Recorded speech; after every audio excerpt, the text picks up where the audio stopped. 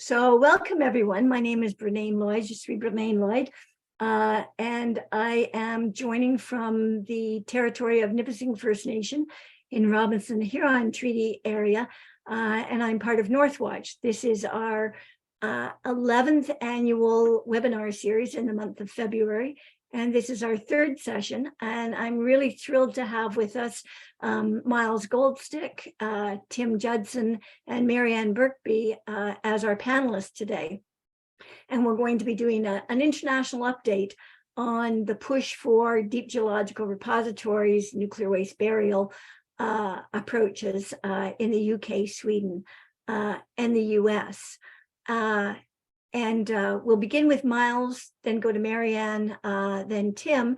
But I'm going to start, just for those who might be joining internationally or haven't been on previous webinars, a very, very encapsulated update on or snapshot on the situation we're in Canada. So in Canada, the industry has been producing high-level nuclear fuel waste for decades, and they've now the stockpile is up to nearly 60,000 tons, and they expect to double that volume during the operating life of the current reactor fleet. And since 1977, three men were asked to study the problem of nuclear fuel waste for 3 months. And they came up with a report that said it should be buried in a geological repository in the Canadian Shield or in the salt formations on the shore of Lake Huron. That second part is never referred to, but the first part is, and the industry and the federal government have gone full tilt with that notion of burying nuclear waste. Primarily, the thinking has been in the Canadian Shield since 1977, and through several iterations, a site search, then a geological concept approach in the 1990s by Atomic Energy of Canada Limited, 10-year review, some excellent recommendations that came out of that review about the need for an independent agency developing next steps. There was not an approval of the geological disposal concept. The federal government took those excellent recommendations, said we accept them in principle, thank you very much, and then created, through the Nuclear Fuel Waste Act, the means for the nuclear industry to organize as the Nuclear Waste Management Organization. And they have been, since 2005, pursuing something they call adaptive phased management. And adaptive phased management is a deep geological repository, similar in many respects to the previous concept by Atomic Energy of Canada Limited, different from most international concepts in a couple of fundamental ways, like a shaft instead of ramp access, the design of the container, and so on. And the Nuclear Waste Management Organization expanded their site search beyond the Canadian Shield to include the sedimentary rock formations, including Southern Ontario. And so they have, their concept has evolved over the last several years, but it's still very much a concept. We don't have an actual design for any stage, not for transportation, not for the transfer of the waste when it arrives at the centralized site, or for the deep geological repository. It's a concept. But despite it being a concept, the NWMO has been involved in a site search since 2010. They were successful in getting 22 different municipalities in expressing interest in learning about the concept, which they build as a $16 to $24 billion national infrastructure project. And so it was mostly communities where the mine had gone out, the mill had gone out, put up their hand and said, yeah, we'd like to learn about how we can get the benefits of a $16 to $24 billion national infrastructure project. And surprise, it was a nuclear waste burial project. By 2020, the NWMO had shortlisted down to just two areas, one in northwestern Ontario, the Revel site, and one in southwestern Ontario, the Bruce site. And those two areas have been under more intensive investigation for the last several years, including some very initial borehole drilling at both of the sites, and other field investigations, but also social studies. And so the NWMO is progressing towards a site selection by next year. The NWMO also took over the technical program from Ontario Power Generation, who had taken it over from Ontario Hydro and Atomic Energy of Canada Limited. And since 2007, the NWMO has had a technical program, and they do post a subset of those technical reports on their website.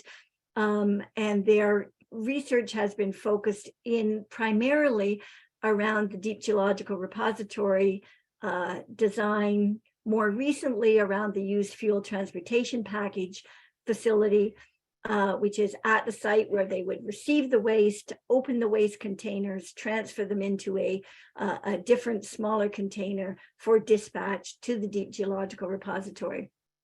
But again, these are largely conceptual pieces of work, or very silo studies on particular, very specific aspects of part of the container design, or the geological, the geophysics of the areas. So the NWMO, you'll see on the slide, it says that in 2023, they were going to select a site. In the summer of 2022, 2 days after Anishinaabe Nation, one of the largest treaty territories in Ontario, announced their firm opposition. 2 days later, the NWMO announced that they would be delaying their selection of a preferred site from 2023 to 2024. But they say all other dates stay on track. So according to the NWMO and the Canadian Nuclear Safety Commission, they're anticipating that the licensing process will start in 2024, and that they'll then move through an impact assessment and then through the licensing stages. Lots of difficulties with the sequencing in that process, of a primary one being that it appears, based on previous experience and what the indicators we get so far from the regulator and the agency and the NWMO, that the effort will be to have a fairly superficial environmental assessment, and the longer term questions around safety, ability to contain the radionuclides over the very long term will be punted to later licensing stages. So that's other problems with sequencing between the siting sequence and the licensing process, but that's a fundamental one in the licensing and review process. So that is the situation in Canada, and maybe a larger nutshell than I intended. And now I would like to hand it over to Miles. Miles Goldstick, a Canadian transplanted to Sweden for decades now. And I'm going to leave Miles to introduce himself further, but we're really pleased to have you here, Miles. Thank you. Well, I'll just get right into it. As an introduction, I can say that I've been working on the nuclear waste issue as a paid employee of a coalition of environmental groups since 2005. And before that, I was specializing in the impact of uranium mining in Canada. And Sweden imports uranium from Sweden, which is one of the reasons that I ended up here. Okay, I'm going to share my screen. Okay, so I hope you can see the first slide here. Basically, I've been asked to give an update on Sweden for a deep geological repository, otherwise known as irradiated nuclear fuel or spent fuel, of course. So I'm going to do that quickly. And then I've been asked also to say a little bit about why the nuclear industry in Sweden and its supporters are in favor of a deep geologic repository, and why the opposition persists. And you can see here I put on the logo nonuclear.se. That's a website that I've been working on since the early 2000s, and the organizations that are in the coalition that I work for are listed here. And I'll be providing this slide as a PDF so people can get it later if they like. So for more information about Sweden, I recommend nonuclear.se. There's another coalition called the Swedish NGO Office for Nuclear Waste Review. The acronym in Swedish is MKG. And they have a very good selection of English material on their website. If you click on the English link, and this slide was made by the director, Johan Swan, recently, and it tries to show the Swedish management system for radioactive waste management. And what I'm going to be talking about, I hope you can see my mouse moving around here, is right here, this light purple repository for spent nuclear fuel. But you can see all the different facilities in Sweden marked on this map. And here you can see Stockholm. Forsmark is here, which I'm going to talk a little bit about. Forsmark, it's about 150 kilometers north of Stockholm. And Oskarshamn down here is, let's see, is about 365 kilometers south of Stockholm. So now I'm going to talk about the current situation in Sweden. I'll just leave this slide on while I'm doing that and get back to it. Okay, about a year ago, it was January 27th, 2022. After about 40 years of political debate, the government in Sweden approved a license application for a geologic facility at Forsmark. And that's on the coast of the Baltic Sea. The government also approved the construction of an encapsulation plant at Oskarshamn. See, I'm going to back up just so you can see that maps again. There's Oskarshamn down here. That's where the encapsulation plant is intended to be built. And along the coast all the way up to Forsmark, a specially designed vessel will be transporting, according to their plan, the copper canisters. Okay, these government approvals, they were appealed by the Swedish Society for Nature Conservation, the largest environmental organization in Sweden. It has about 200,000 members, and that's that organization is part of the coalition with MKG, the Swedish NGO Office for Nuclear Waste.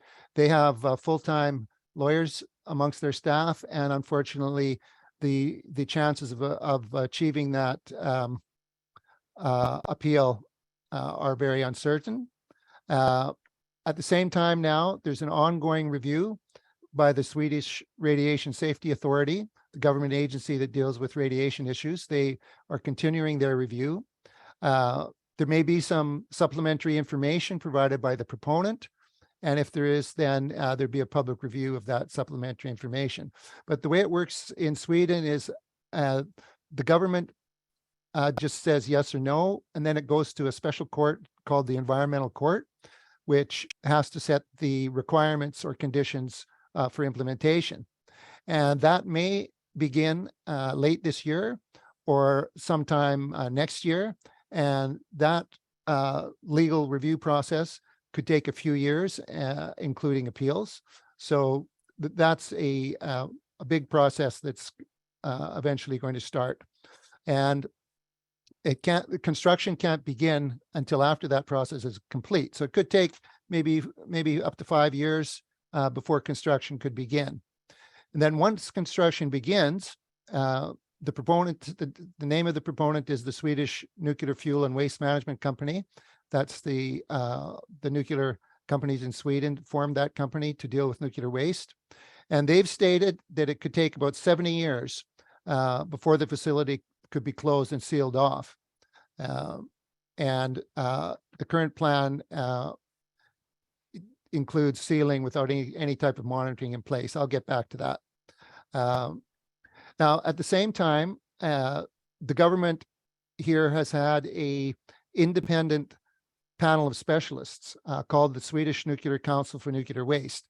And the new government shifted against environmental interests, and they disbanded that Nuclear Waste Council at the end of 2022 after 30 years.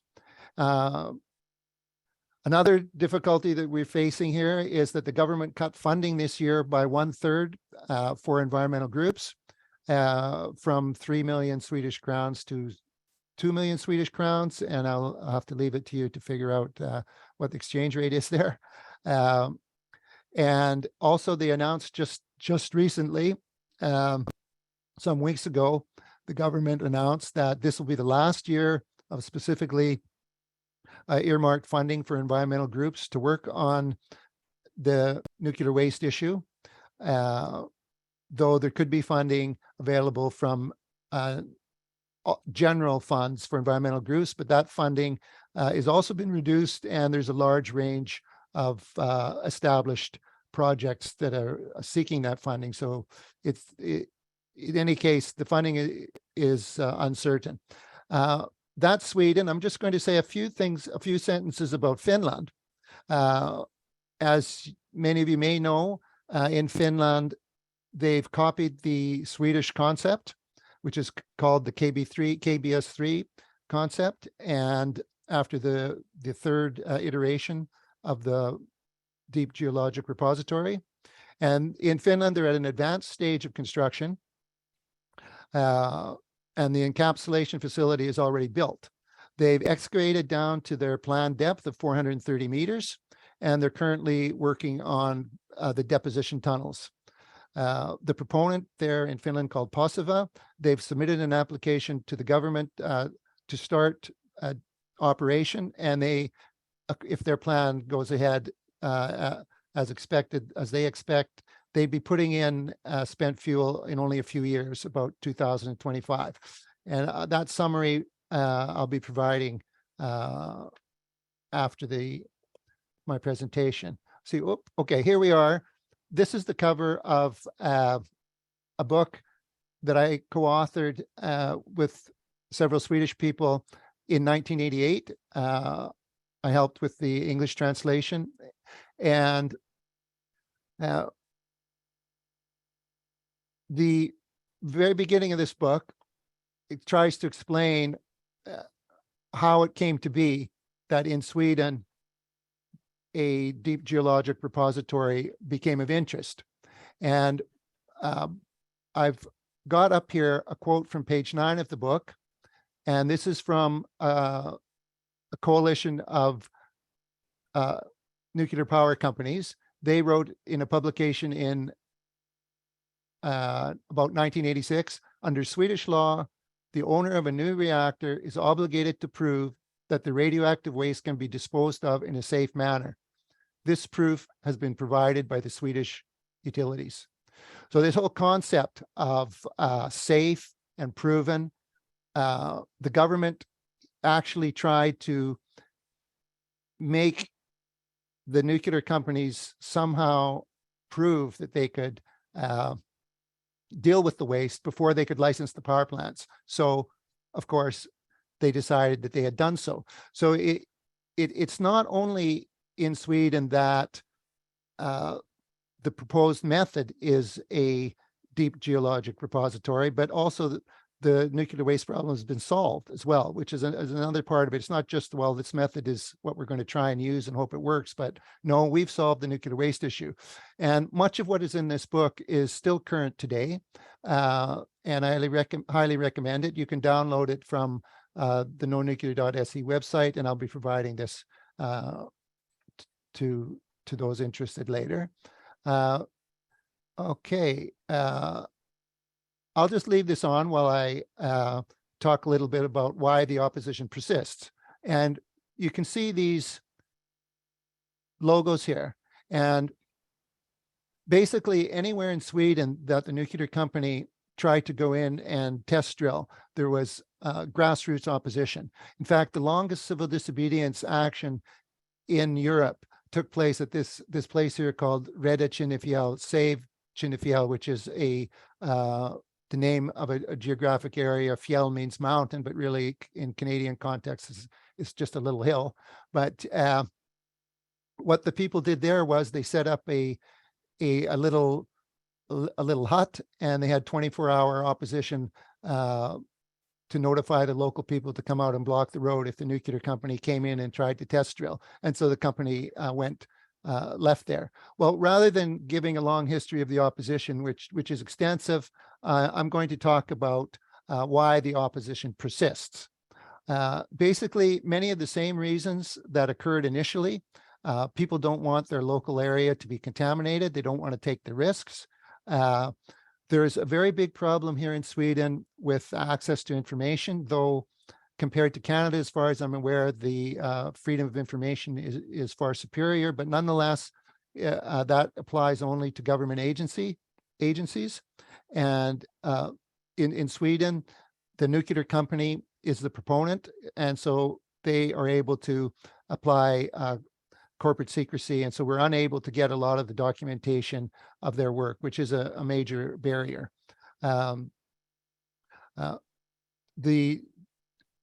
The environmental movement, I can say, is opposed unanimously to the concept. There's stress put on different aspects.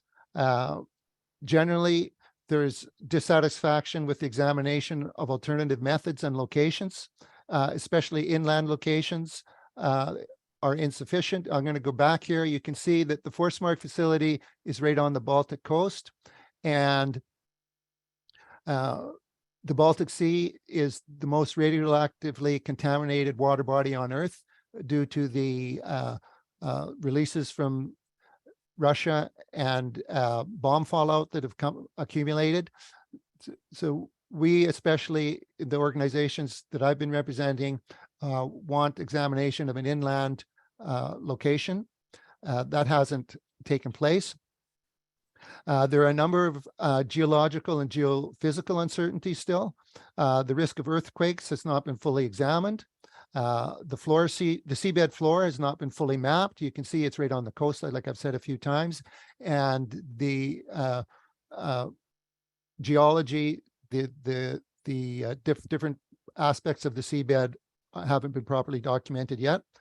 There's another aspect which has become a focus of one of the organizations that I've been working with, dealing with solar storms. That's a general problem, that solar storms can knock out all types of computer equipment and electricity systems. Then a major issue is the synergistic impact of radiation, copper corrosion, and the rusting of iron. It's not fully understood.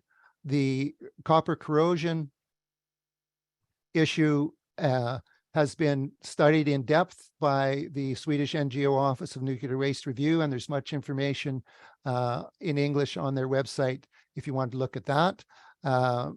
There's been no system for monitoring currently even discussed. So the current plan is that the facility will be sealed and there will be no contact with the material being stored there.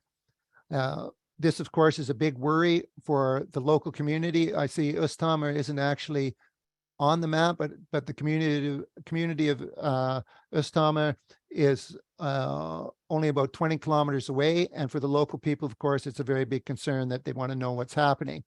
And that brings me to the issue of transferring information and memory to future generations, which isn't part of the plan, though there's been a lot of effort put into looking at different alternatives. But currently, the proponent, according to the law in Sweden, leaves everything after they so-called seal the facility, and they're no longer responsible, and the responsibility goes to the federal government then. There are no plans for retrievability if it should be required. There's much needs to be considered regarding accidental and intentional intrusion.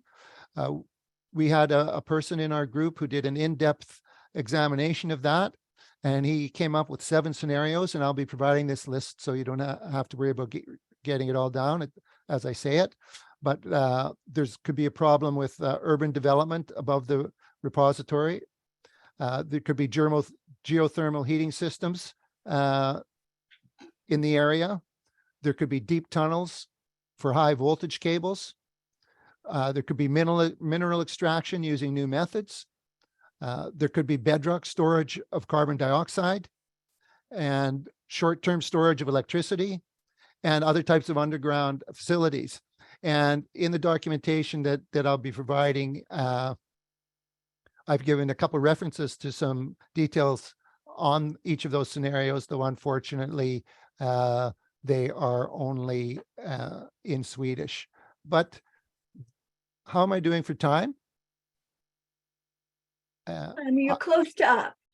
Okay, well, that's perfect. I'll be very grateful to try to answer questions if possible. Thank you. Oh, that was great, Miles. Thank you very much. And for all the Canadians who have heard the nuclear industry say so many times, it's all figured out, Sweden is doing it.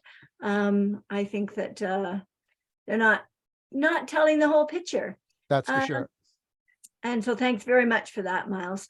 Marianne is our next speaker. Marianne Birkby is an activist in Cumbria, which has been a long time and repeat target of deep geological repository schemes. And I'm going to hand it over to you, Marianne. Thanks so much for being here.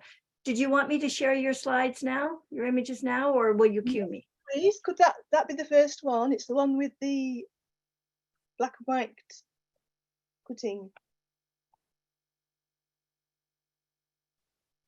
I'm going to slide down with the black and white. It's number 8.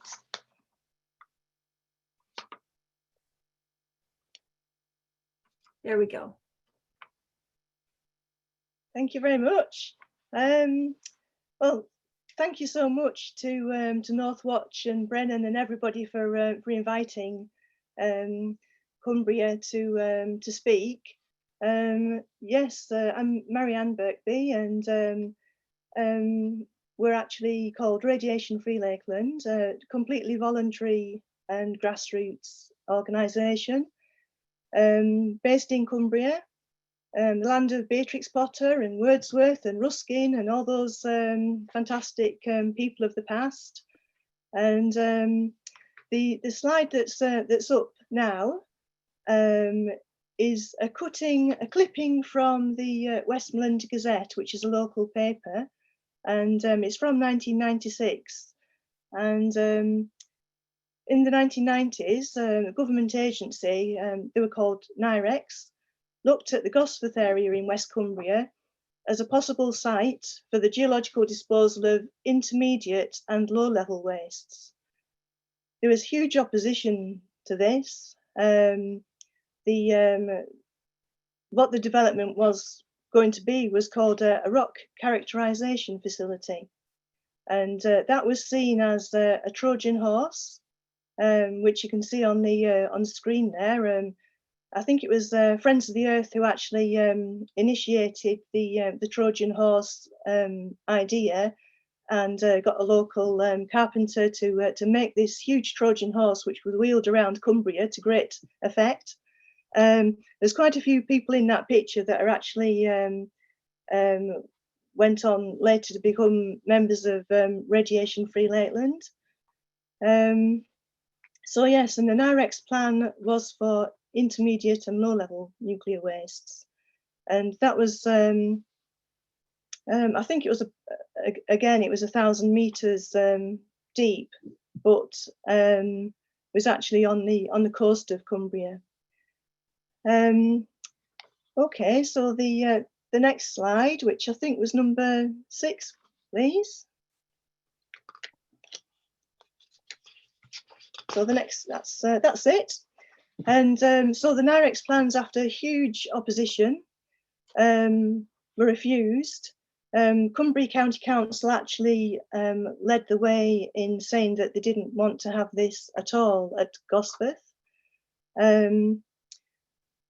The reasons for that were because looking into the science of it, the waste would actually percolate to the surface far sooner than NIREX were telling people. There was, I think, Friends of the Earth and Greenpeace actually fielded dozens of experts to the public inquiry that happened after the Cumbria County Council refused it, and then the NIREX appealed, and there was a big public inquiry. It was actually a massive effort, you know, from all sorts of people to get the plans opposed. Okay, so the NIREX plans were refused, but by 2007, government were back again to look at the burial of nuclear waste, but this time in a sort of mission creepy type of way. The burial was for high level nuclear waste, and this is in a new process called managing radioactive waste safely. I like the way they put safely on the end there. So MRWS called for expressions of interest in a staged process. There was bribery as inducements, but only Cumbria expressed an interest. And the actual NIREX inquiry inspector was actually moved to write a letter to the national newspaper, The Guardian, saying that, you know, referring to the NIREX inquiry and saying that the location should be in a region of low hydraulic gradients, so that there should be slow moving and long groundwater pathways. The geology and hydrology of the site and its district should be readily characterizable and predictable. Well, you can see from one of our campaign events here, this was at Wasdale, and you can see there Scawfell in the background, and Scawfell's actually 1,000 meters high. That's as high as the nuclear waste repository would be deep. So it's obviously not a region of low hydraulic gradients, and it's not slow moving and long groundwater pathways. You know, the water travels quite fast in the groundwater in Cumbria, and it's not readily characterizable and predictable. The reason why Cumbria is such a fantastically diverse geological area, and it's so beautiful, and that's part of the you know, the geology. But the reason for that is it's very diverse. You've got all sorts of types of minerals in there in the rocks. I mean, this is the edge of the national park here, the picture that you can see, and the Sellafield and the area that's under threat repeatedly is actually the coastal plain that leads from the mountains to the sea, to the Irish Sea, and that coastal plain is actually riddled with mines already, because there's lots of iron ore, hematite, coal, every kind of mineral really that you can think of. So it's not readily characterizable, unpredictable. So next slide, please, which is this one. It's the one where there's lots of people at Bo'ness. I think it's slide number 9, please. Okay, so this was 2012. So from 2008 to 2013, we were actually fighting the new plans for the geological disposal facility.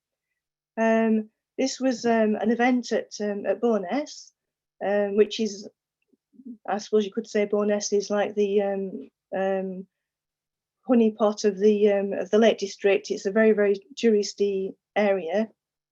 So we actually held a demonstration there, and you can see there all the banners that were made. Safe underground, you must be joking. Somebody got a construction site sign and put construction site do not enter for, and I think they put is it 100,000 or 10,000 years on there. On here there's another image as well of the Lake District National Park with the two sheep looking at the image there, and you can see there's radioactive gases coming from the ground. This is actually based on information from Stuart Hazeldine and Dr. Helen Wallace, who wrote the rock solid information for Greenpeace International, I think, about the fact that the heat would be so intense from the high level wastes that it would cause the land to actually rise up a metre or more.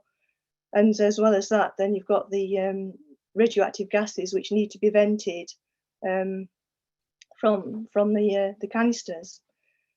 So even if you have got perfectly predictable geology and a homogeneous mass of rock, there's all the issues that Miles talked about previously with the containment. Okay, so on to the next slide, please.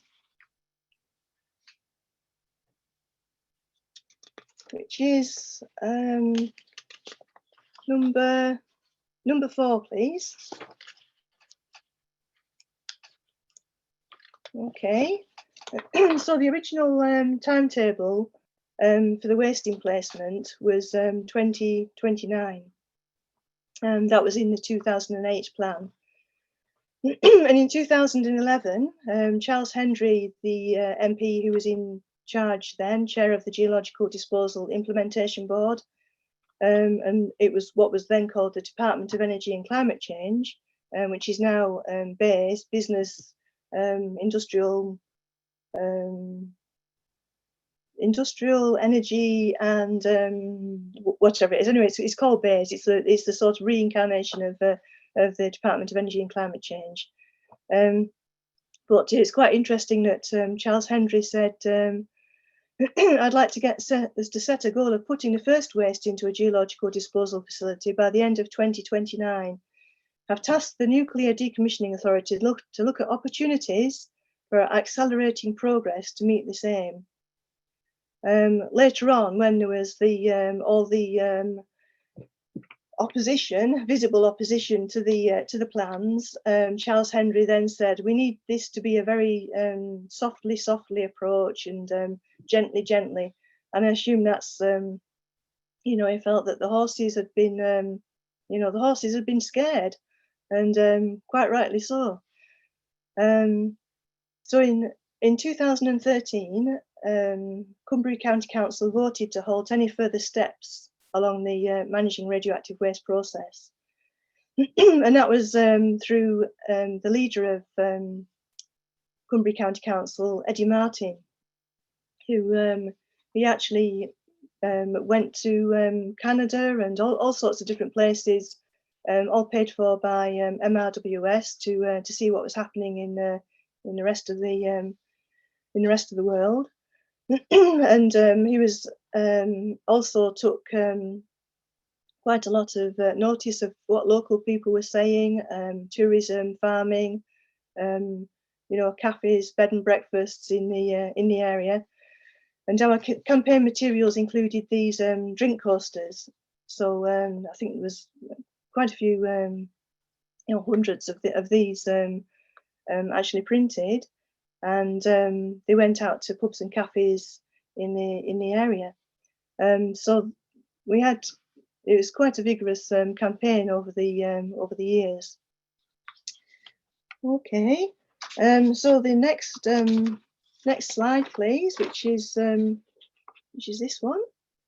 about the leader of Cumbria County Council, which is the one above. That's it. Thank you very much. So the leader of Cumbria County Council, Eddie Martin, went from a supporter of a GDF to opposing. And this was in 2013. He said, when I came away from the international conference in Canada after speaking to many experts from all over the world, I was quite convinced there was no alternative to a GDF. Then I started my research in earnest.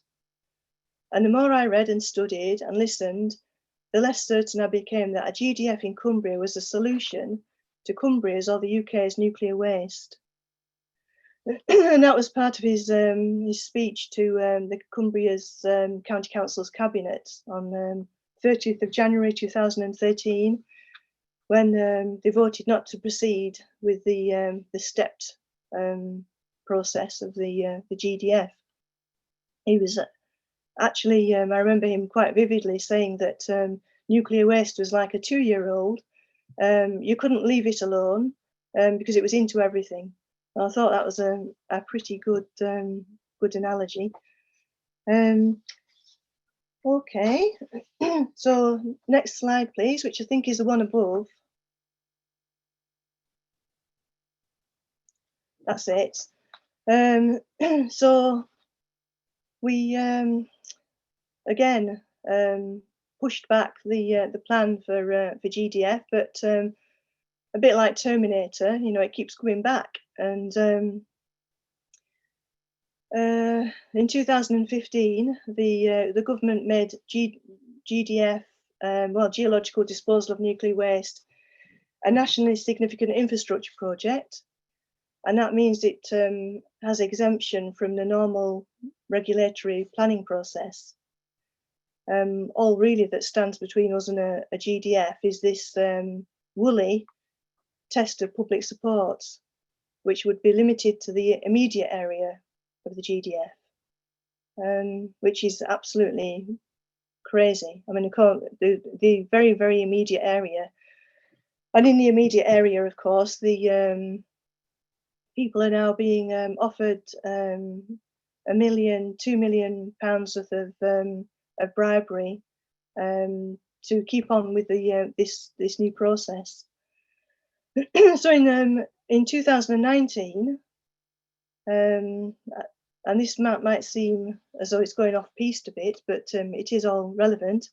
The Chief Executive Officer of West Cumbria Mining, which is currently focused on coal, was appointed to the Government Committee on Radioactive Waste Management. And Mark Kirkbride's brief is to advise on GDF siting activities, including selection criteria, methods of investigation, and the timescale for carrying out selection. So in 2011, the Charles Hendry MP, remember the MP that said that you know, he wanted to have the GDF as open as soon as 2049. He was congratulating Cumbria County Council on their steps towards geological disposal rather prematurely, as they actually said, no, we don't want it. But in that same year, he was also cutting the ribbon on Mark Kirkbride's venture as Chief Executive Officer at Itmasoil, which is a Sussex-based international company specialising in instrumentation, measuring stress in large-scale construction projects. So it's, I mean, I'm sure that people in America and Canada have probably heard about the first coal mine in the UK, you know, that's just been given the go-ahead by government. But what might not be realised is that that coal mine is in the centre of where the research area is now for a GDF. And so to sort of conclude the stitch up, Cumbria County Council, who said no to the GDF at least twice, will cease to exist in May 2023. I think it's actually April 2023 now. And the government chose the new unitary boundary to coincide with pro-nuclear councils. And that wasn't me that said that. That was Dr. Kate Wilshaw, who's an advisor to Friends of the Lake District. So you can see that the noose is kind of tightening around Cumbria. Okay, so the next one is the one with the GDF off it, which is number 5. Okay, so where are we now? So 2 areas in the UK have been persuaded to set up partnerships, and the partnerships are with Nuclear Waste Services, which is really the Nuclear Decommissioning Authority, into exploring the potential for a GDF. So there's one area in Lincolnshire at Thedlethorpe, and 3 in Cumbria. And Lincolnshire folk are really vehemently fighting the plans. Lincolnshire, of course, is previously nuclear free, so they've not got the same kind of, I wouldn't say that Cumbria is nonchalant, but we've had the nuclear industry here for many, many years. So we're kind of seen as the line of least resistance. So in Lincolnshire, they've actually did scarecrows with nuclear waste barrels and all sorts of fantastic images, and they were captured on Google Earth. So if you look on Google Earth at Thedlethorpe and Mablethorpe, Lincolnshire, you'll actually see these nuclear scarecrows. So we're supporting Lincolnshire because this should not be in anybody's backyard. So the much more dangerous grandchild of NIREX, so it went from NIREX to managing radioactive waste safely, then to they dropped the safely and its radioactive waste management, and then to Nuclear Waste Services. So they want a GDF of high-level nuclear wastes with near-surface disposal, and that would be tens of meters below ground, of intermediate and low-level waste. And we know this from information that's come out of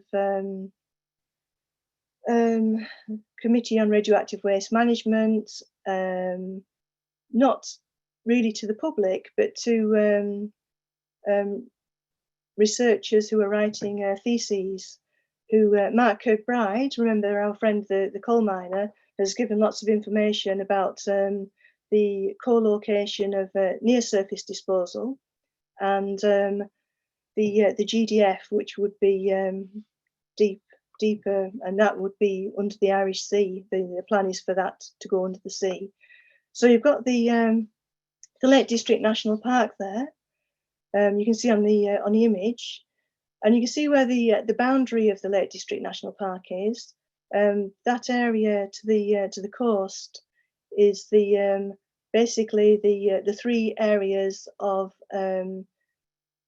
South Copeland, Mid Copeland, and Allerdale, which is going up towards Scotland. So the coal mine, I think on the image where you can see that you've got the what's like a nose coming from the Cumbria picture there.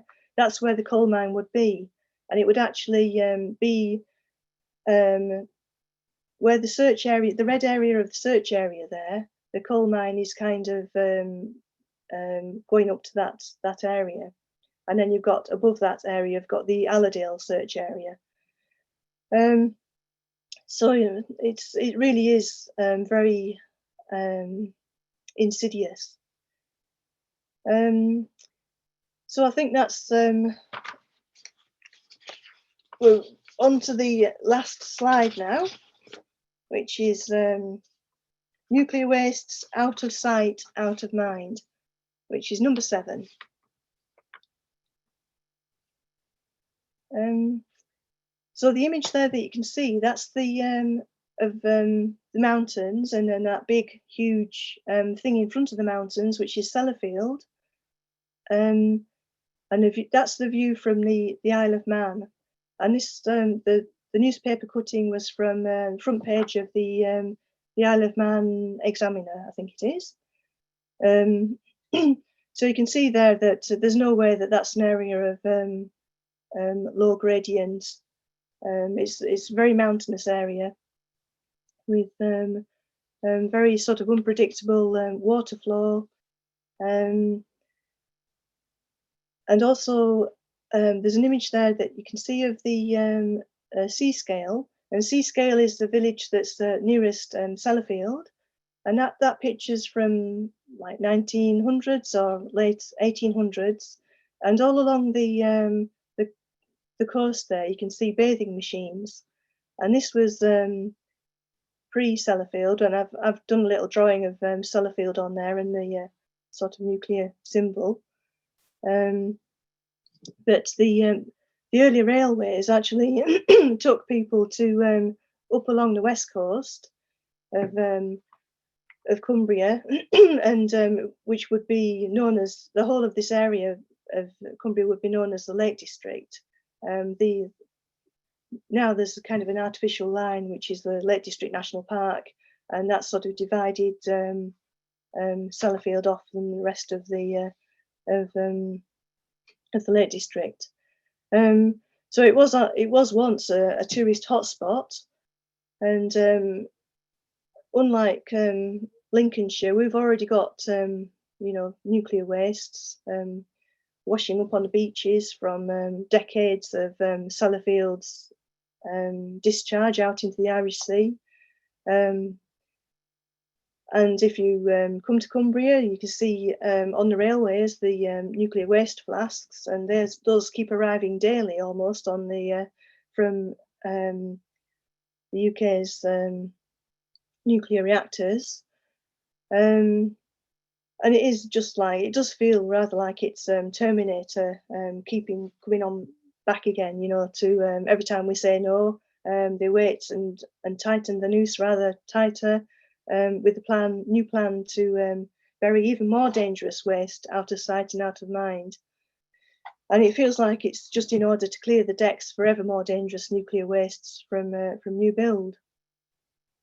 We've actually been helped hugely with our campaigning from scientists, and also from the nuclear-free local authorities, who, like us, feel that the nuclear waste shouldn't be buried. It absolutely shouldn't be buried out of sight and out of mind. It should be monitored and secured, and all effort should be put into looking after that waste and carefully monitoring and repackaging as necessary, almost like curators in a museum of nuclear waste. So as a grassroots group, we say enough is enough, GDF off, and you can check out our websites and online things at Radiation Free Lakeland, or a specific one at Lakes Against Nuclear Dump. Okay, so thank you very much. I'm sorry if I went on. Thank you very much, Marianne. That was just excellent, really, really excellent. Thank you. Thank you. And it strikes me first as Miles and then Marianne speak about the commonalities between our very different situations, but there's some real commonalities to our experience. And now we're going to hear from Tim, who is in a different situation. I would say I wouldn't be biblical about it, but I would say that was first is now potentially last when it comes to deep geological repositories. So the US is in a different situation than Sweden, Canada, and Cumbria, in that their DGR program appears to be at least temporarily shelved. So I'm going to hand it over to Tim to give us the lowdown on the US situation. Thank you, Tim, and thanks so much for that, Marianne. It was excellent to hear from you. Thank Yeah, you. thanks. Thanks, Bernade, and thanks, Marianne and Miles for all of that incredibly, informative presentations. I guess, what I would sort of open with is, this, in sort of describing the status of at least commercial high level waste in the U.S. is that things are in an incredibly dynamic state of limbo. And while the sort of the repository program has sort of run into a dead end in the U.S., there's very active proposals for what's called here consolidated interim storage. It's been called different things at different times, but that's one of the main fights that we have going on right now is over essentially these very, you'll be surprised to hear, very short-sighted, plans for essentially moving the waste from reactor sites to essentially sort of centralized interim storage facilities that are being proposed, and that leaves the state of the waste in limbo. It leaves the communities where the waste is being stored right now in limbo, and it puts communities that really have no interest in storing this waste in a position of potentially having waste stored permanently in what are being called interim sites. So to give a sense of just sort of this kind of the general picture of radioactive commercial high level waste in the U.S., and we have a sort of at least a formally separate problem with the storage of military nuclear waste. We have over 90,000 tons of commercial radiated fuel in the U.S. That increases by about 2,000 metric tons every year. Almost all of that is currently stored at the reactor sites where it was generated, with a few small exceptions. There's about 77, of those sites currently, the current and former nuclear reactor sites where the waste is stored. There's a mix of, this proportion changes every year as well, but about 35 to 40% of that commercial waste in the U.S. is stored in dry cask storage, the remainder in the fuel pools. But because the practice in the U.S. has been to store the waste in the pools at high density, the pools are completely full, and so whenever they refuel, they're just moving more of that. They're just moving additional waste into dry cask storage, and so there's a growing proportion of dry cask storage in the U.S. As I mentioned, the pools are racked at high density. This has some very serious safety implications, public safety implications that I can talk about later. But there's also an increasing share of the fuel that's being stored in the U.S. that is what's called high burnup fuel, which is very highly irradiated fuel that is being generated in the U.S. from a combination of changes in the industry, upgrading of nuclear power reactors to generate more electricity, which has required higher enriched fuels, and the shift towards longer and longer sort of refueling cycles, to where now reactors that were originally built to be refueled every year are generally running 18 to 24 months between refuelings, which again generates this more radioactive fuel. And so, with that, I will share a couple of visuals. This is sort of what the distribution of commercial high-level waste looks like in the U.S. The darker the colors, the more of the commercial high-level waste there is. You can see that generally nuclear power plants, were located primarily in the eastern part of the country, as opposed to most of the weapons production was in the western part of the country. And the distribution of the commercial high-level waste, sort of reflects that, with some states, including Illinois and Pennsylvania and South Carolina, where there's the most reactors, have the most waste. In terms of just a brief history of how we got here, high-level waste has been in commercial production in the U.S., since 1957, when the first very small commercial reactors began operation. Reprocessing was initially anticipated, both because the notion of reprocessing was something that the industry had always expected to rely upon, in terms of a closed fuel cycle, as they described it. There was one commercial reprocessing plant that was opened in the U.S. In the western part of New York State, near Lake Erie. The West Valley Demonstration Project was opened in 1965 and operated until 72 when it was shut down for operational reasons. Essentially, the company didn't want to make the expensive safety upgrades that were necessary because of all the problems it was having. And then that was followed, sort of soon after by an executive order by President Carter banning commercial reprocessing in the U.S. As essentially a non-proliferation policy.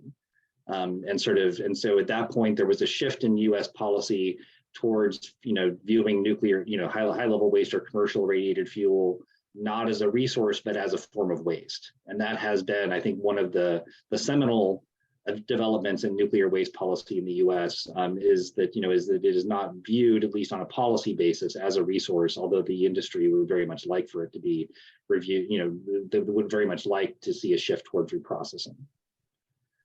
On a policy basis, there's a complicated history. The Atomic Energy Act of 1954, essentially started the commercial nuclear industry. And one of the features of that was that it essentially exempted nuclear waste from other, environmental laws, which means that, whereas we have processes for dealing with other kinds of hazardous waste that are sort of more statutorily normalized, that give states and local communities, more of a say in where facilities are sited and permitted. Nuclear waste has really been sort of the preemptively the province of the federal government, and that has led to essentially, it has contributed to where we are today. As I mentioned, the abandonment of commercial reprocessing in the 70s.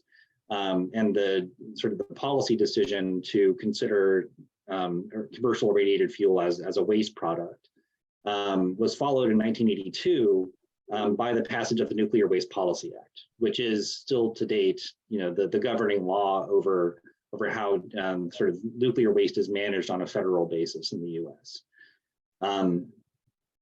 And that essentially started the search for a deep geologic repository. It set some very tight deadlines, which were in retrospect probably a bit destined to be missed.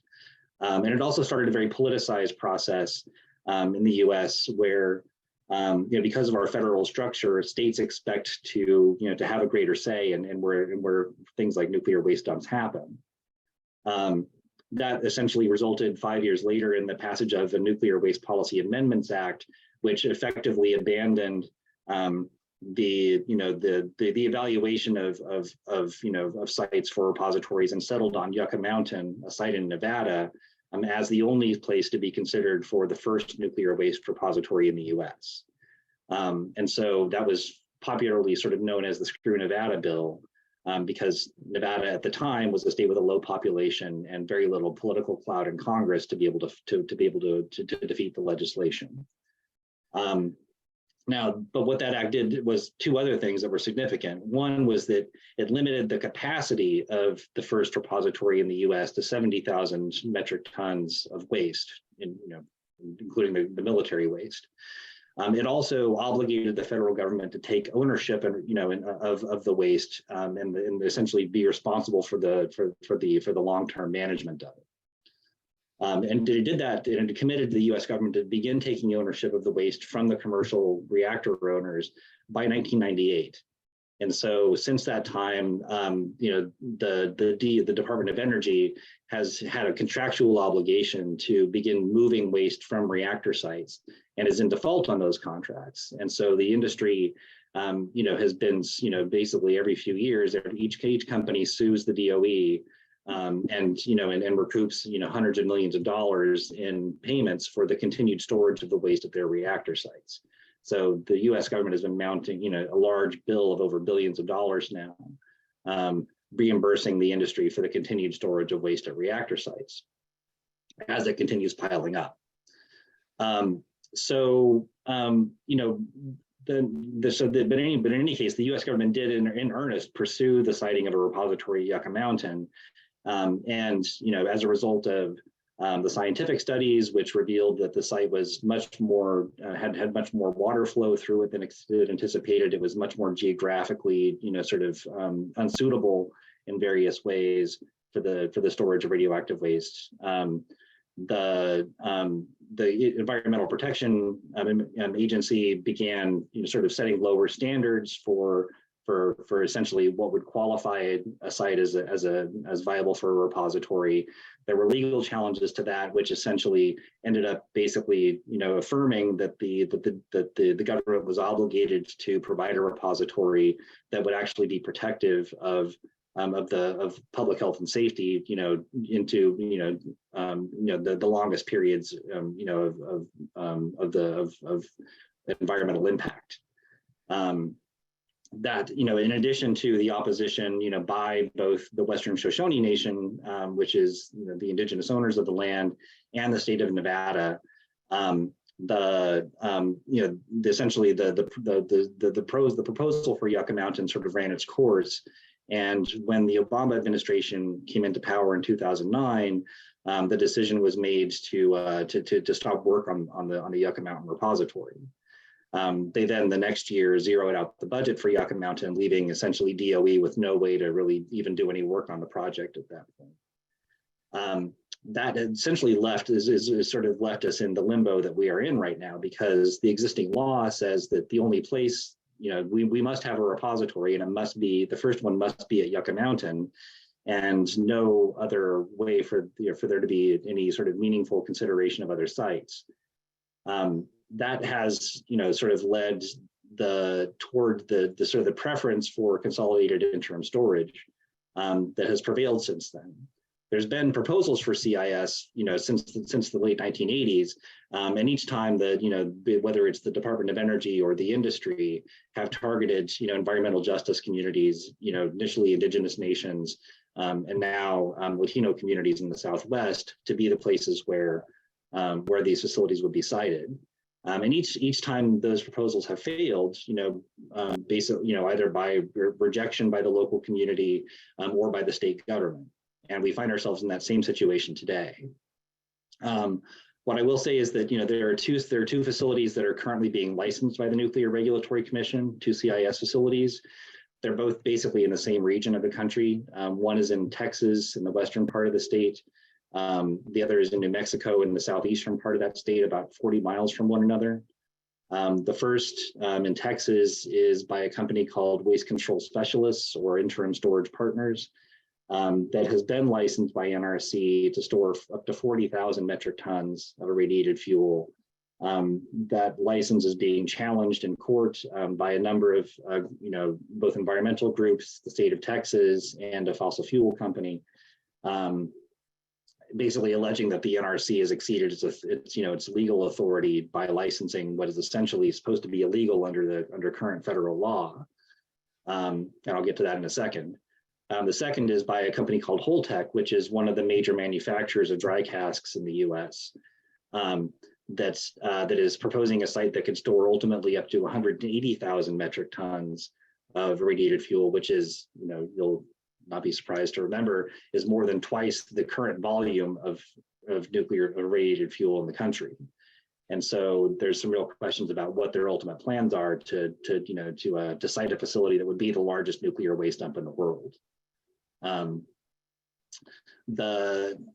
I said, both of these sites are being challenged in court. One of the key arguments is that because the Nuclear Waste Policy Act prohibits the DOE from moving waste to consolidated storage before a permanent repository is in operation, that the fact that both of these companies in their license applications rely upon, or what they say is that they will not operate these facilities unless the cost of the storage is being paid by the Department of Energy.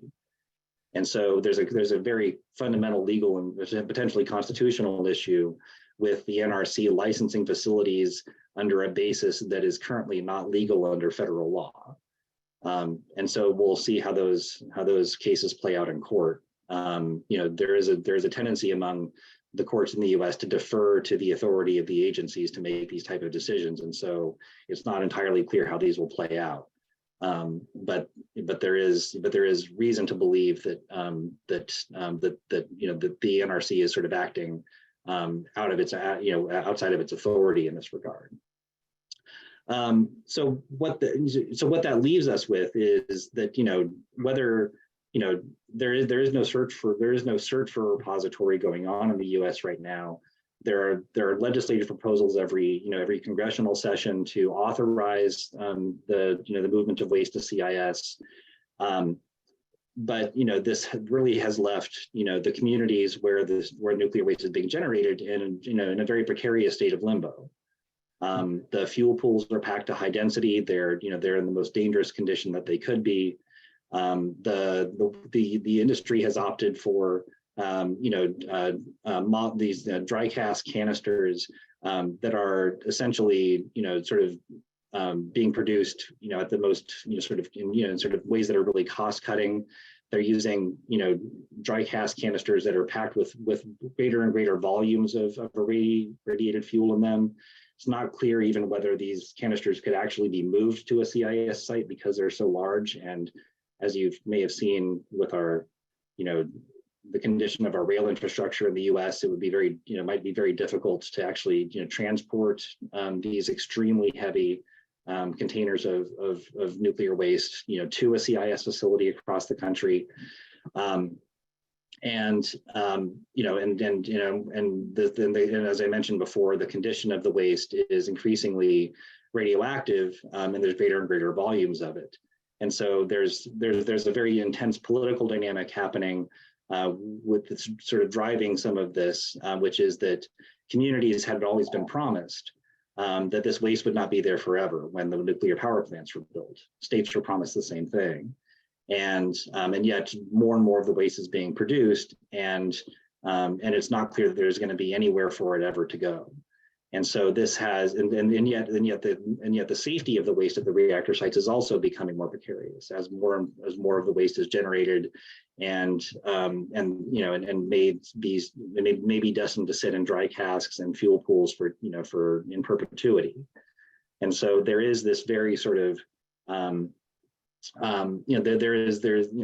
way in which nuclear waste is being managed in the U.S. is, as I mentioned before, very short-sighted, very much driven by sort of essentially cost cutting to do it as to enable the industry to manage it as cheaply as possible, and with very little attention to the serious public health and safety issues that the storage of the waste at reactor sites is posing. And the alternative that they proposed is, of course, centralized interim storage, which would place all of this waste, over a period of decades, on the roads and rails and waterways of the U.S. to be transported to these CIS facilities. And so I guess the last image that I would sort of share with you here is, is what that would look like, which is a map that was generated, based on the plans to move the waste in the U.S. to Yucca Mountain. You can see that this, essentially the waste would be transported through over 40 states in the U.S., through major urban areas as well as rural communities. Some of it along waterways. There is no plan for how to actually achieve this level, this mass transportation of nuclear waste across the country to any of these facilities. And so there's very little. There's very little attention to the logistics of how this would even occur, and especially given the condition of our rail infrastructure in the U.S., where we're having trains derailed with toxic materials all the time. Is of particular concern.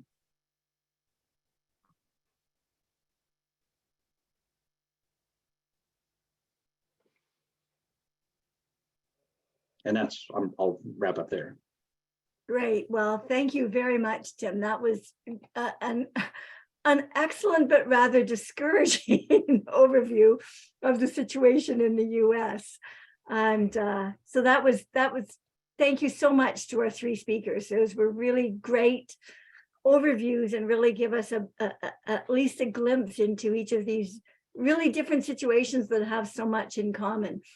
I'm going to move to questions. We had a question. I'm going to just start with the last question, Tim, that came to you from Evelyn, just to clarify the location of the Holtec site. So the Holtec site, and I'll just bring up my little map again so you can see it.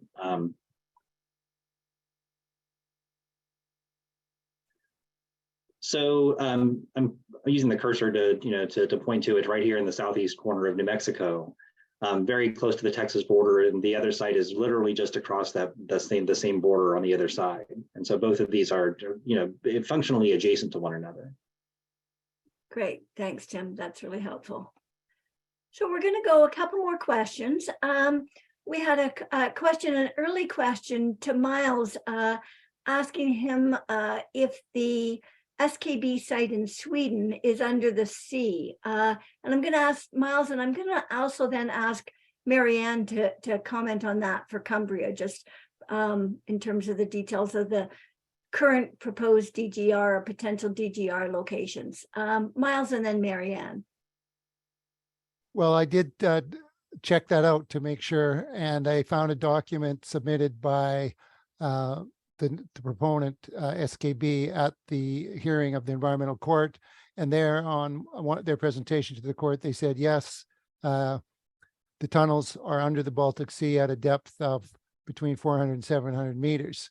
And I can add that also at Forsmark, there is a low and medium level waste facility that's about 50 meters under. But in any case, one of the main environmental groups is calling both facilities delayed sea dumping. And I think. Right, good term. Marianne, can you speak to the situation in Cumbria just relative to undersea? Yeah. Well, this is a new thing for this this latest round. This latest process. It's a new thing, this undersea, and I mean, personally, it kind of goes against all the legislation that's supposed to protect the sea, like all the OSPAR legislation. And it, as Miles said, it basically is undersea dumping, by any other. I suppose they're calling it not dumping because it would be in a so-called facility, but and also it's the heat from this waste would be enormous. They're saying they want to keep it no more than 100 degrees, C, and you think, well, that's an enormous amount of heat.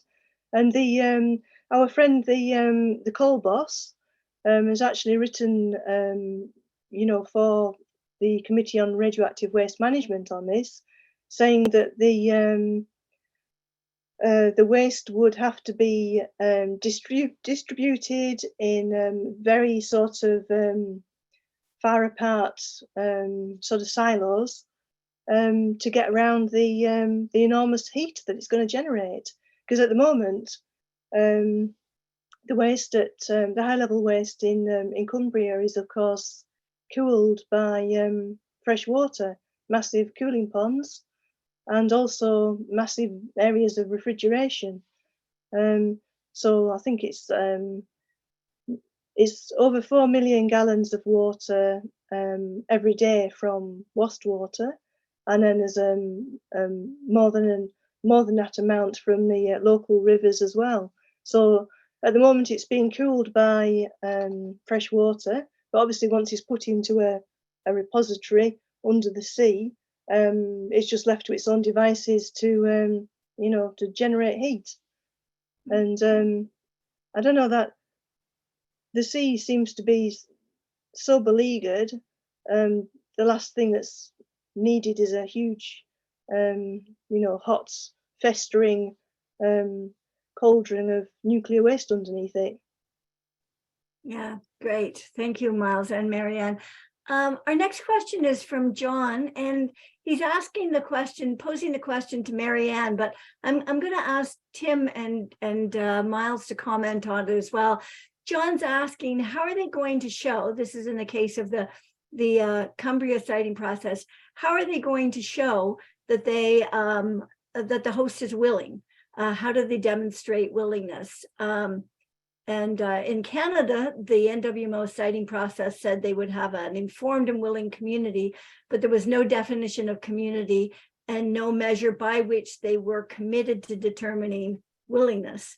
So it's an active conversation in Canada. I wonder if the three of you could all comment in each of your jurisdictions, how are proponents being required to define or demonstrate willingness? Maybe we'll give Marianne a break. Well, maybe we'll go Miles, Tim, Marianne. Okay. It's a pretty easy answer in Sweden because the municipality has made decisions and statements that are recorded in their town council or municipal council meetings, where they've initially they agreed to be in the site selection process, and then they actually made decisions in the town council at a public meeting where they said, yes, we're willing to take this facility under certain conditions. And they took the initiative and managed to get, for example, the issue of financial responsibility cleared up, because they managed to get the federal government to make a law that said that they would take over. They did, but I would like to comment on that a little bit. When I first moved to Sweden permanently in 1986, I moved actually to that municipality, to the municipality of Östhammar, and the proponent regularly carried out public surveys, opinion polls, and they would randomly phone people up. And I actually got phoned one of these random phone calls, and all the questions were, well, would you rather die or have nuclear waste? type of questions. And I tried to cross-examine the questioner, and all I could find out was that, well, this is my script and I can't change it.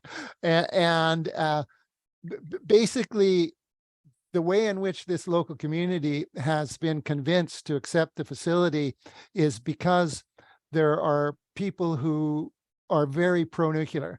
You can remember the slide I showed of all the little graphics of the local resistance groups. Well, what happened was, because the nuclear proponent was meeting very severe resistance everywhere, they narrowed it down to a couple communities that had nuclear power plants, and that's what turned the tide. And also they used a tactic of repeating and repeating and repeating the same kind of misinformation till it became a truth. And this is a well-proven tactic that was used in the Second World War and so on, that basically the community just bombarded with this information. And sociologists have gone in there and studied it, and they found that the public opinion generally changes fairly significantly when they're exposed to impartial information. But we just don't have the capacity. Like I said, how we get some government funding, but it's an actual drop in the bucket. And I can remember when I was working against uranium mining in Canada, in Saskatoon, being totally amazed at the quality of staff that the uranium mining companies managed to attract, and having their public displays in shopping malls and so on, and these highly skilled people that were super at convincing people. Well, it's the same here. They recruit very competent people. I think sometimes they have to take a certain charm course to be able to qualify, but they say, oh no, we're just naturally nice, and they do a very good job at unfortunately misinforming people. I'll end there. Great, thanks. Yeah, they all go to the same message school. Tim, how's this question grappled with right now in the US? And was it grappled with during the Yucca period, the siting for Yucca? Well, I think as a result of the failure of the Yucca Mountain project, there's been a general recognition that there needs to be some sort of consent-based process, is what they describe it as in the U.S. for siting nuclear waste facilities. With the process with the Yucca Mountain, there was the Nuclear Waste Policy Amendments Act gave the state essentially an opportunity to reject the repository, but it gave Congress, the federal government, the opportunity to essentially override that, and that's exactly what happened in 2002. The fact that the process the project ran into the political and technical dead end, caused the Obama administration to appoint what they called a Blue Ribbon Commission in 2010 to essentially to conduct some interviews and public events and evaluate what the future approach should be. And so one of the things that the Blue Ribbon Commission recommended in its report in 2012, was that future siting of federal nuclear waste facilities be governed by a consent-based process. They didn't define what that was, and essentially there's been this, I think at best duplicitous sort of approach that the Department of Energy has taken since then to try to establish a consent-based process for siting, especially CIS facilities, even though under the law, as I said, the DOE cannot operate a CIS facility under the law. And so the processes, the recommendations that has come forward with, for defining what a consent-based process would look like are very superficial. There's sort of token acknowledgement of local governments, tribal communities, tribal nations, and state governments having a role in the process, but very poorly defined and really not grappling with the fundamental questions of what it would mean for a community to consent to essentially a forever hazardous facility and substances in their community. What's really been substituted in some ways is the type of bribery that was talked about before. There's a long history to that, which I could also go into, but most recently, the Department of Energy has created in the last year funding opportunities for communities that might be interested in hosting a nuclear waste facility. And so there's now millions of dollars being, in the process of being doled out to, we don't know who actually would be applying for these funds to essentially to try to gin up interest and consent for nuclear waste facilities in communities, in different parts of the country. There's very little to no transparency about, sort of who's applying for these funds, how DOE might make the funding decisions, what authority they would have to conduct, an informed or public education or information process. None of that has really been defined, but we know that the DOE is allocating millions of dollars to go out in these grants. So there's essentially a lot of and I'll say, by the way, both of the locations for the proposed CIS facilities in the U.S. today, in both Texas and New Mexico, the states and local governments have, or not, well, in the case of New Mexico, not the local government because they're part of the project, but the state governments in both Texas and New Mexico have rejected CIS facilities being sited there. The local government in the county in Texas has also rejected it. And yet they're still moving forward with these projects. And so, and within the NRC's licensing of CIS facilities, there is no consideration of consent whatsoever. And so the process by which these facilities might be sited, and then if there's two CIS facilities that are licensed and ready to operate, why would the DOE go looking for another facility somewhere else when those facilities are ready to be operational? And so the DOE has failed to answer even the question of why it's how it can claim to be pursuing a consent-based process when in fact it may have two facilities that have not been cited by consent available for storage of waste. Right. So Great.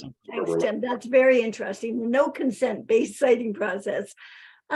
Marianne, we've got 3 more questions. Oh, now I see 4 more questions in the queue. I think we're going to close it off after the next 3 questions and try to wrap up no later than 2 o'clock Eastern time. Marianne, can you just comment for us? What's the determination? What is the proponent being required, how is the proponent being required to demonstrate consent or willingness, or how is the process rolling out for you? Right. Well, it's a test. Is a so-called test of public support, which nobody knows what that test will be.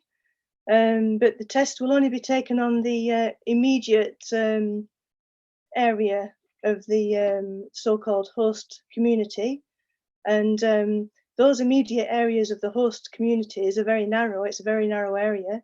It doesn't include, for example, you could see that photograph from the Isle of Man across to Sellafield.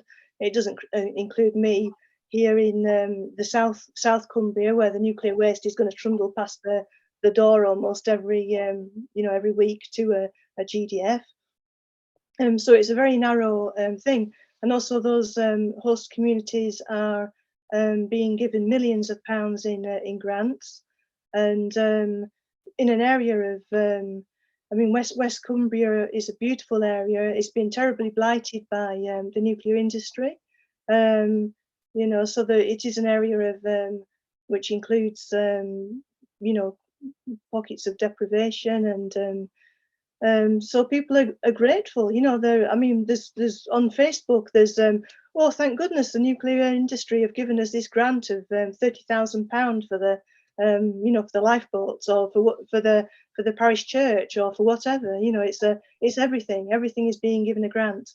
The other thing is that this is being billed to people as the biggest environmental project in the UK ever.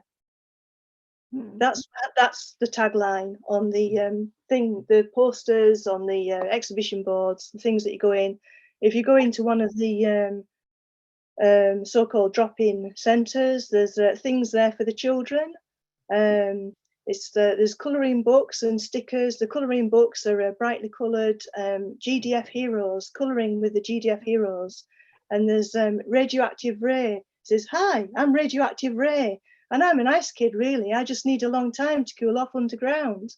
Oh. It's absolutely, we're talking, there's all the hoo-ha at the moment about Roald Dahl. Well, Roald Dahl was a sweetie compared to the absolute well, it's just revolting. It's revolting stuff that's coming out of the this so-called process of finding this mythical host community that's going to open their arms to a nuclear waste dump. People are not being told the truth. They're being coerced, I would say, into accepting the unacceptable. Yeah, thanks, Marianne. So much of that sounds so familiar. Our next question is from Simon, and it's about who pays. So how much money taxpayers are paying directly for the management of nuclear waste in all of your regions? So I wonder if we could just do a really quick run through of this question, because we do have two more to follow. So just generally in summary, who's on the hook to pay for the waste in the short and the long term in each of the jurisdictions? Maybe we'll go again, Miles, Tim, Marianne. Well, in Sweden, there's a fund called the Nuclear Waste Fund. And the way that works is that a small amount of every kilowatt hour sold of nuclear electricity goes into this fund. And so the nuclear companies must pay into that fund. It's obligatory according to the law. And that fund is controlled by the government. It's not controlled by the nuclear industry. And I don't have the numbers off the top of my head, but they publish their documents in English as well, the Nuclear Waste Fund. And it's a very large amount. It's tens of billions of Swedish crowns. But there's no reliable method of calculating the cost, of course. So when we've been involved with that, we've always tried to raise the fee that they have to pay to the extent that, of course, they wouldn't be able to operate and produce more waste. I'll leave it at there. Thank you. Okay, great. Thanks, Miles. Tim, who's on the hook in the US? Well, ultimately, it's going to be the taxpayers. There was a provision, in the Nuclear Waste Policy Amendments Act of '87 that required the Department of Energy to collect fees from the industry, to pay ultimately for the repository program. But because of a court judgment in 2013, the Department of Energy has been prevented from even collecting those fees for the last 9 years. Now, prior to that time, there were about $30 billion that had been collected from the industry. That money is, been spent, but it's still existing in a ledger.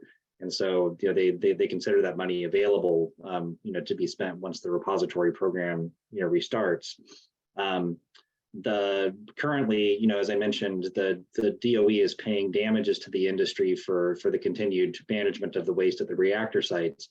That has added up to about $8 billion. That's coming directly out of the federal government's treasury, not from the nuclear waste fund. And so those are the two main basic pots of money, where it's coming from now. Great, thanks, Tim. Marianne, what's the situation in the UK? Well, again, it's the taxpayer that will ultimately, pick up the tab for certainly the existing inventory of nuclear wastes. And the interesting thing about that is that even with the existing inventory, they're not quite sure what that existing inventory is. So who knows? It's how long is a piece of string, and the taxpayer will pick up, that piece of string. Great, thanks very much. Tim, the next question is for you from Mary. I might add in a little bit at the end, is there a possibility of the US sending waste north to a Canadian DGR? Well, certainly nothing that, the US policy is that the US is going to take care of our own waste. So there hasn't been, any serious discussion that I'm aware of the US sending, our commercial irradiated fuel to a Canadian repository. I think, in fact, there has been some, concern expressed by at least, US congressional representatives over Canada's plans for the DGR, under Lake Huron. But as far as I know, at least the current policy is that the US is going to manage the US's waste. But like I said, we're in limbo and a dead end right now, and the law is going to have to change in order for us to for nuclear waste policy to move forward in the US. Great, thanks. I'll just add in, under the International Convention on Radioactive Waste Management, each country commits to managing the waste within their own borders. But we did look at this in the sort of the 2002 to 2010 period, and then again in 2012 at the request of a council in Air Falls. And the NWMO put out a paper around 2004 on trade implications. And basically their conclusion was it's not clear.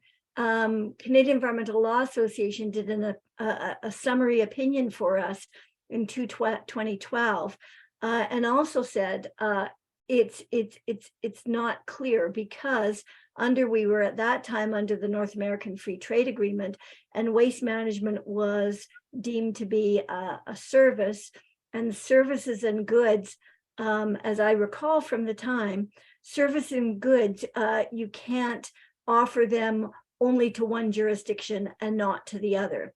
So I think that there's some uncertainty if there was a trade challenge.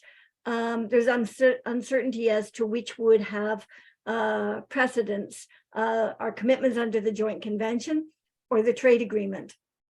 And when the Nuclear Fuel Waste Act was being debated in 2002, there were multiple witnesses to the Parliamentary Committee and the Senate Committee, Northwatch among them, who really implored that there be something added to the Nuclear Fuel Waste Act that prohibited the import of foreign waste. And the committee refused to incorporate that, refused in fact to make any changes to the very poorly developed Nuclear Fuel Waste Act. So I really think, Mary, I'm sorry to say, I think it's an open question. So last question is, sorry, Tim. If I can just add, quickly, Brene. I think Sure. the thing that I would keep in mind with regard to this is that the U.S. is a nuclear imperial power, and they are not interested in anyone else having control of the plutonium that we've created. True. And so I think there would be a very serious, resistance from the nuclear weapons establishment in the U.S. And those who want to do commercial reprocessing in the U.S. for the U.S. Sort of giving away its inventory of irradiated fuel. And who would have ever thought that plutonium would be an asset? But it may be, in fact, what could prevent the import to Canada of American fuel waste. Our last and final question is, how do regulators and implementers engage opposition citizens, non-governmental organizations, citizens who are against the projects? And maybe we'll go the opposite way around. We'll go Marianne, Tim, and then Miles on that, and then we'll wrap up. Well, my own experience is that they don't really want to be engaged with people that are asking too many questions. That's from my own experience, and really, I know that people do like to participate in the process of in Cumbria as well. But I kind of feel viscerally that actually being a participant in a process, you're condoning that process. And as a group, I mean, individually people have different ideas, but as a group, I think it's better for us if we're at arm's length from the process. And so certainly when we have tried to engage the by saying, could we, with the children's books, could we leave some of our literature in for people to have a look at? No, there's no way that that's going to happen. No. Tim. Well, I'd say we sort of do everything we can in the U.S. There's, as I mentioned before, there's lawsuits that have been filed in opposing the licensing of these sites. There's been litigation over the basic regulations and policies on nuclear waste in the U.S. in various forums. There's grassroots organizing that happens. We've many times gotten local communities to pass resolutions opposing either the transportation or storage of nuclear waste. And then there's state legislative battles that are happening. It really has spanned the gamut. And then, of course, when it gets to actually citing radioactive waste facilities, there's frequently been civil disobedience and direct action to obstruct the citing of the facilities, and that has been successful. We have just my organization alone has been involved in blocking over 75 radioactive waste dumps that have been proposed around the country, both high level and low level, so-called low level waste dumps. There has been grassroots organizing, direct action, and protest has been effective in the U.S. And in fact, you could say it stopped Yucca Mountain. I think great, thanks, Tim. And Miles. Will there be the opportunity to make a concluding remark, or could I just throw that in now? Throw that in now, and then I'll invite Marianne and Tim as well. Okay, that's great. Well, first I'll answer the question, and then I'll give my concluding remark. Well, there's a very strong cultural aspect to this. Some of you may know that Sweden is one of the countries in the world that has the greatest faith or trust in government agencies. And coming from Canada, it was, of course, been a big culture shock for me to experience that. But how the regulators and proponents engage people is quite fascinating for a Canadian, maybe others as well. We're invited, we're courted, we've been given money, we're invited to meetings and given nice lunches. And sometimes I think, I should go out and pass out to homeless people that there's a meeting going on and you're going to get a nice lunch.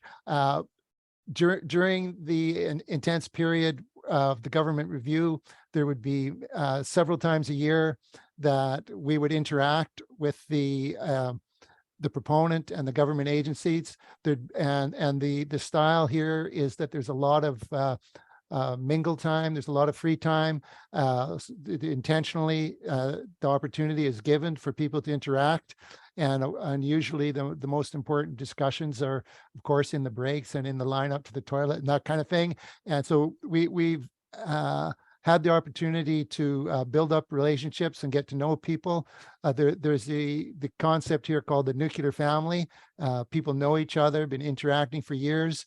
In the beginning, when we were offered money, there was that same view that was expressed that, yeah, if we participate, we're condoning it, we're going to be held hostage. And there was a split. There were people that didn't want to take the money, and there were people that wanted to take the money. My personal approach was we should take the money and do what we can. And there's definitely drawbacks and difficulties.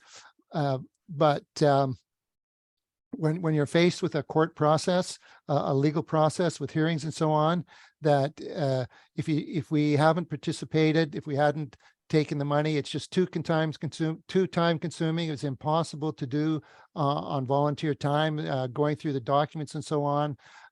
We just wouldn't be able to get on the record of protesting and having our voices heard.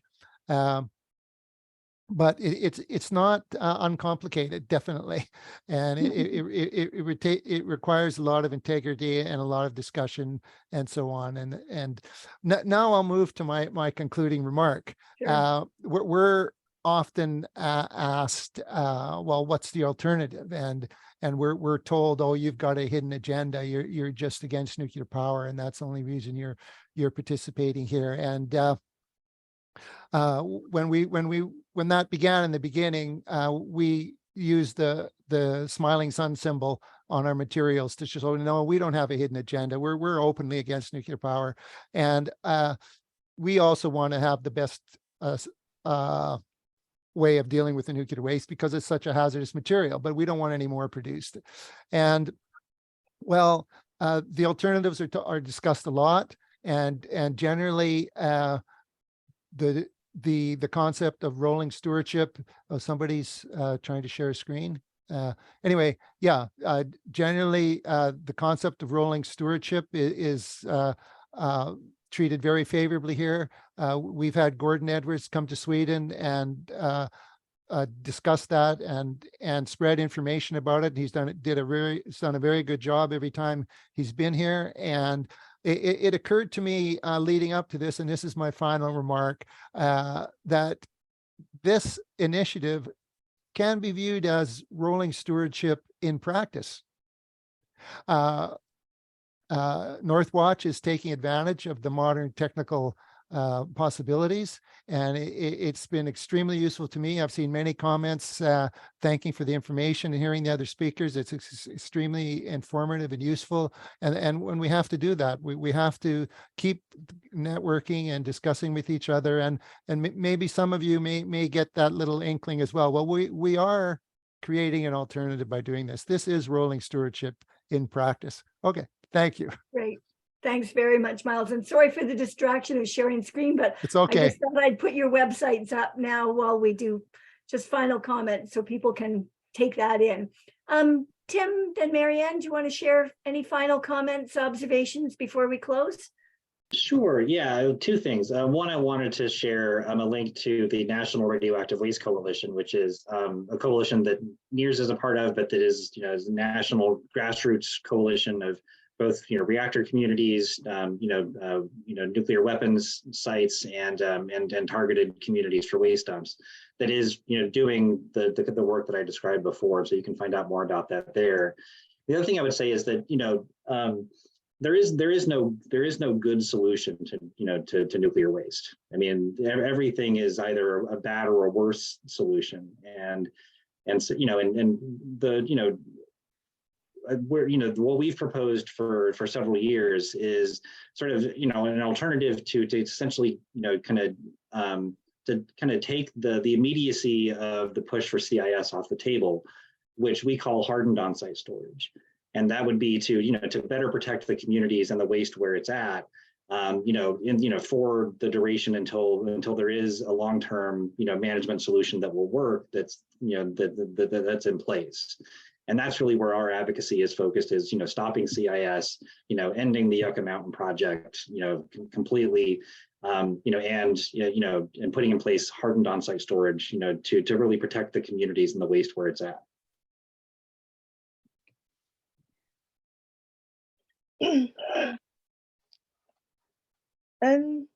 I couldn't actually hear you then, but Go ahead, Marianne. yeah, just to say that I'm completely heartened by and feel empowered by everything that I've heard. And although it seems like it's so overwhelming, just to know that the people are doing absolutely everything that they can. And I know here in Cumbria that other groups have started up because of the because of exposing really what the GDF would actually mean. There's a group in South Copeland called Milham, South Copeland and Milham Against the Nuclear Dump. So there's, once people actually learn what's happening, it is about wanting to protect your area for future generations. And I think actually that rolling stewardship idea of looking after the nuclear waste, that should be promoted more, perhaps by us as a, as a thing. Because I mean, there's often a jobs issue is rolled at us, saying what about the jobs? Well, if you're looking after the nuclear waste for into generations ahead, then obviously there's far more jobs in that than just digging a big hole and shoveling it all down in there. Great. So thank you very much for the opportunity.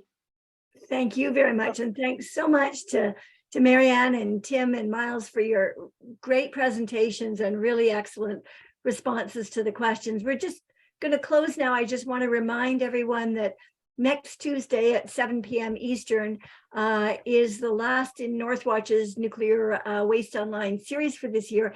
And it's a joint session with Nuclear Waste Watch as part of our ban reprocessing campaign.